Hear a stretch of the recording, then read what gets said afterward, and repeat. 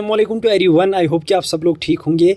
आप देख रहे हो जेके स्टडी पॉइंट और इस वीडियो में हम डिस्कस करेंगे PM triple S scholarship scheme के चॉइस फिलिंग के रिगार्डिंग। आप सब लोगों को ऑलरेडी पता है। अब नेक्स्ट प्रोसेस जो रजिस्ट्रेशन के बाद रहेगी वो रहेगी आपकी चॉइस फिलिंग। तो किस तरीके से आपको बीएससी नर्सिंग के कॉलेज सेलेक्ट करने हैं, एलिजिबिलिटी कैसे आपको चेक करनी है, बीवीएससी कोर्स अगर आपको करना होगा उसके लिए क्या प्रोसीजर रहेगा, बीडीएस बीए एमएस फार्मेसी अगर आपको करना होगा, इंजीनियरिंग करना होगा, तो सब कुछ हम डिटेल में डिस्कस करेंगे। पूरी प्रोसेस में आपके साथ एक्सप्लेन करूंगा। कट ऑफ क्या रहेगा किस कोर्स के लिए, एलिजिबिलिटी क्या रहेगी, ज्वाइन किस तरीके से आपको करना है और कॉलेज को चूज़ किस तरीके से आपको करना है, ये सब कुछ हम डिटेल में डिस्कस करेंगे आगे वीडियो में। सबसे पहले आप सब लोगों से रिक्वेस्ट रहेगी कि अगर आपने अभी तक हमारी चैनल को सब्सक्राइब नहीं किया है, सब्सक्राइब जरूर करना। इसके अलावा मैं आपको बता देता हूँ कि आप हमारे साथ व्हाट्सएप टेलीग्राम पर जुड़ सकते हो, लिंक मैंने डिस्क्रिप्शन में दी हुई है, ज्वाइन जरूर करना। बाकी जितना हो सके इस वीडियो को शेयर करना ताकि बहुत सारे कैंडिडेट्स की हेल्प हो जाए। तो चलिए वीडियो को स्टार्ट करते हैं।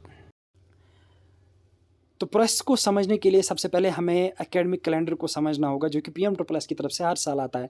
इस साल भी आया था। यहाँ पे आप देख सकते हो इसमें डेट्स वगैरह मेंशन किए होते हैं। इसके रिगार्डिंग आपने ऑलरेडी सुना होगा, लेकिन इससे हमें एक हेल्प मिलेगी। यहाँ से पहले मैं उन कैंडिडेट्स का डाउट क्लियर करना चाहूँगा जो बहुत सारे कैंडिडेट्स मुझे मैसेज करते हैं, पूछते हैं कि क्या डेट एक्सटेंड हो सकता है रजिस्ट्रेशन का। तो यहाँ पे मैं आपको बता देता हूँ, अगर हम पिछले साल की बात करेंगे उससे पहले की बात करेंगे तो डेट्स हमेशा एक्सटेंड होते हैं, क्योंकि यहाँ पे टेंटेटिव लिखा होता है तो डेट्स में वेरिएशन आती है, डेट्स चेंज होते रहते हैं। इसके अलावा 90% चांस है कि जो आपके डेट्स है वो एक्सटेंड कर दिए जाएंगे, क्योंकि बायनल स्टूडेंट्स को प्रॉब्लम आ रही थी रजिस्ट्रेशन करने में। इसके अलावा बहुत सारे जो एकेडमिक सेशन से उनका रिकॉर्ड नहीं पहुँचा था पीएम ट्रिपल एस के पास, और बहुत सारे कैंडिडेट्स की रजिस्ट्रेशन अभी भी नहीं हो रही है। तो ज़्यादा से ज़्यादा चांस है कि जो रजिस्ट्रेशन डेट्स है वो एक्सटेंड कर दिए जाएंगे। यहाँ पे आप 90% चांस मान के चल सकते हो। कल आपका लास्ट डेट है, कल तक आप रजिस्ट्रेशन कर सकते हो। जिन भी स्टूडेंट्स की इनकम पेंडिंग है मैं उनको बता दूं कि उनके लिए कल तक अपडेट आ जाएगा, कल 5 बजे से पहले ही अपडेट आ जाएगा अगर डेट्स एक्सटेंड होते हैं। अगर नहीं होते हैं देन यही एकेडमिक कैलेंडर रहेगा और आपकी लिंक कल डीएक्टिवेट कर दी जाएगी 5 बजे। अब यहाँ पे मैं आपको बता देता हूँ कि इसमें अगर हम डेट्स देखेंगे तो यहाँ पे करेक्शन के लिए आपको 26 जुलाई दिया गया है। 24 जुलाई तक आप यहाँ पे देख सकते हो, आप डॉक्यूमेंट वेरिफिकेशन कर सकते हो। यहाँ पे करेक्शन अगर आपको करनी होगी तो उसके लिए भी आपको 2 दिन दिए जाएंगे। यहाँ पे आप देख सकते हो। उसके बाद अगर हम 4th नंबर की बात करेंगे तो अनाउंसमेंट ऑफ मेरिट लिस्ट। तो ये मेरिट लिस्ट रहेगा, मैं आपको बताता हूँ सारे स्टूडेंट्स का, जितने भी स्टूडेंट्स रजिस्ट्रेशन करेंगे। अगर 20,000 करते हैं तो सारे 20,000 का आ जाएगा। उसके बाद अगर 10,000 करते हैं, 15,000 करते हैं, जितने भी कैंडिडेट्स करेंगे सबका इसमें नाम होगा। इसमें सिर्फ सेलेक्टेड कैंडिडेट्स का नाम नहीं होगा। अब सेलेक्ट जो होते हैं वो होते हैं टोटल 5,000 स्टूडेंट्स, तो उनका नाम किस लिस्ट में आएगा उसके रिगार्डिंग हम यहाँ पे डिस्कस कर लेते हैं। तो अब यहाँ पे देख सकते हो आप 29 जुलाई को, लेकिन 29 जुलाई से पहले आप देख सकते हो 22 जुलाई को यहाँ पे आप देख सकते हो आपकी चॉइस फिलिंग एक्टिवेट कर दी जाएगी 5 बजे। और यहाँ पे आप देख सकते हो उसी दिन पोर्टल भी क्लोज कर दिया जाएगा और आपकी चॉइस फिलिंग भी कल स्टार्ट हो जाएगी इस डेट के हिसाब से। अब अगर ये कैलेंडर चेंज हो जाता है तो फिर नया कैलेंडर आएगा, उसमें अलग डेट्स दिए होंगे, लेकिन यहाँ पे मैं आपको बता देता हूँ कल आपकी चॉइस फिलिंग स्टार्ट हो जाएगी। तो चॉइस फिलिंग में अब आपको करना क्या है, किस तरीके से आपको प्रोसेस वगैरह करनी है, तो यहाँ पे मैं आपको डिटेल में समझा देता हूँ। डायरेक्टली हम चॉइस फिलिंग के रिगार्डिंग बात करेंगे। कल जब आप चॉइस फिलिंग करने की कोशिश करोगे तो वहाँ पे चॉइस फिलिंग किन कोर्स की होगी और किन कोर्स के लिए चॉइस फिलिंग ओपन नहीं होगी, तो वो चीज़ मैं यहाँ से आपको क्लियर कर देता हूँ। सबसे पहले अगर हम जनरल स्ट्रीम की बात करेंगे, BA BCom BSc BSc honours BBA BCA वगैरह आप कर सकते हो। आर्ट्स और कॉमर्स वाले ज़्यादा कैंडिडेट्स इसमें अप्लाई करते हैं, और इसके लिए मेडिकल वाले भी कर सकते हैं, नॉन मेडिकल वाले भी कर सकते हैं, लेकिन एलिजिबिलिटी आपको पहले चेक करनी होगी कि कोर्स के लिए क्या एलिजिबिलिटी है। और यहाँ पर मैं आपको बता देता हूँ इन कोर्स के लिए अगर आप देखोगे तो 90% जो कॉलेज होते हैं उनकी सिलेक्शन जो होती है वो 12th के मार्क्स के बेस पे होती है।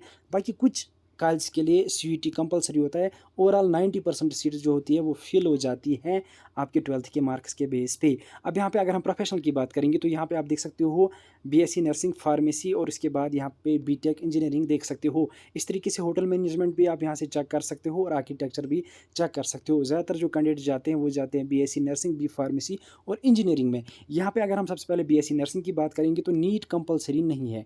यहाँ पे कुछ कॉलेज के लिए नीट कंपलसरी है। अगर इसमें टोटल 600 सीट्स हैं तो हो सकता है 100 सीट्स नीट के बेस पे फिल हो जाए, कुछ कॉलेज के लिए वो एलिजिबिलिटी हो, लेकिन 500 सीट्स जो होंगी वो डायरेक्टली 12th के मार्क्स के बेस पे आपको सेलेक्ट किया जाएगा और उन कॉलेज में आपको एडमिशन देखने को मिल जाएगा। जब आप चॉइस फिलिंग करोगे वहाँ पे आपको पता चल जाएगा। अब यहाँ पे अगर हम बात करेंगे फार्मेसी की तो इसमें कोई भी एग्जाम नहीं, कोई भी एंट्रेंस आपको नहीं देना है, डायरेक्टली 12th के मार्क्स देखे जाएंगे 100% सीट्स में। इसी तरीके से अगर हम यहाँ पे बीटेक की बात करेंगे तो बीटेक के लिए कुछ कॉलेज के लिए आपको जेई देना ज़रूरी होगा, और यहाँ पे मैं आपको बता देता हूँ 95 100% कॉलेज सिलेक्शन होती है आपके 12th के मार्क्स के बेस पे, तो इसके लिए भी कोई एंट्रेंस देने की ज़रूरत नहीं है। अब यहाँ पे अगर हम मेडिकल स्ट्रीम की बात करेंगे तो सबसे इंपॉर्टेंट है, यहाँ पे आप देख सकते हो MBBS, BDS, BAMS और यहाँ पे अलाइड मेडिकल कोर्सेज भी लिखा गया है, तो कुछ और कोर्स भी आप कर सकते हो। लेकिन यहाँ पे सबसे ज़्यादा जो कोर्स करते हैं कैंडिडेट्स वो करते हैं BDS, तो इसके लिए आपका नीट होना ज़रूरी है और नीट क्वालिफाई होना ज़रूरी है। अगर आपको किसी भी कोर्स में लेना होगा, चाहे BDS, BAMS, MBBS या किसी भी मेडिकल के कोर्स में, तो नीट में आपका स्कोर 164 प्लस होना चाहिए, तब आप इसके लिए एलिजिबल बन जाते हो। और आपका एडमिशन मैं आपको बता देता हूँ, डायरेक्टली आपको करना है, ये चॉइस फिलिंग में नहीं आता, ये वाले कोर्स चॉइस फिलिंग में नहीं आते। बाकी ये वाले कोर्स आपको सारे चॉइस फिलिंग में देखने को मिल जाएंगे, ये आपको खुद सेलेक्ट करने हैं। लेकिन अगर हम मेडिकल की बात करेंगे, ये चॉइस फिलिंग में नहीं आते हैं, इसमें ऑन देयर ओन में एडमिशन करना होता है, मतलब कि आपको खुद एडमिशन लेना है, फिर आपको बाद में वहाँ से ज्वाइनिंग लेटर लानी है और वो अपलोड करनी है PMSSS के पोर्टल पर। तो ये चॉइस फिलिंग से हम आउट रखेंगे फ़िलहाल। अब अगर हम इनके चॉइस फिलिंग के रिगार्डिंग बात करेंगे, तो यहाँ पर मैं आपको बता देता हूँ, जब आप चॉइस फिलिंग करोगे तो आपको डिटेल में वहाँ पे ऑप्शन आएगा जनरल डिग्री, इसी तरीके से प्रोफेशनल, और फिर आपको यहाँ पे जो चॉइस फिलिंग है मैं आपको बता देता हूँ। चॉइस फिलिंग आप कर सकते हो स्टेट वाइज, कैटेगरी वाइज, इसी तरीके से कॉलेज वाइज भी आप कर सकते हो।